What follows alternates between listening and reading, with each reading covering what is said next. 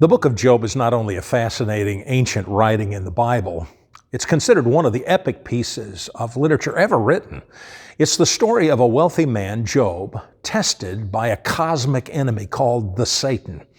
He contended that Job served God because God enriched him. So as a test of Job's faith, God allowed Satan to do just about every bad thing that could happen to a man except kill him. He lost his business, he lost his livestock, and then his children were killed in a powerful windstorm.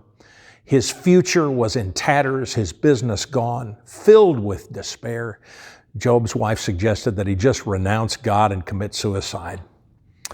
But Job maintained his integrity. He would not renounce God. So the Satan was allowed to inflict Job with a terrible skin disease, which resulted in oozing sores that drove him out of his house, away from proper society, where he sat in misery.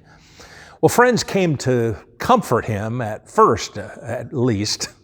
They morphed into his judges and jury, pronouncing judgment on him for the sins in his life. These sins were why he was suffering. And for 40 chapters, Job and his friends debate the question eloquently. The friends said Job was a secret sinner. Well, Job defended his righteousness. Finally, Job demanded God give him some answer for his suffering. He couldn't make sense of it, so God showed up, spoke of things Job couldn't possibly understand about the creation of the world and nature, and Job took back his demanding words. And God said nothing about why Job suffered. The reason for Job's suffering was never revealed.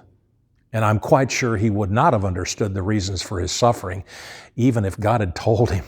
Perhaps that's the point. When we suffer and we can't fathom the reasons, we probably wouldn't understand them anyway.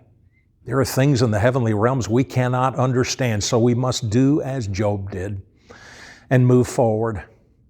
Job found fulfillment in his later life, but not without the memories of what he had lost.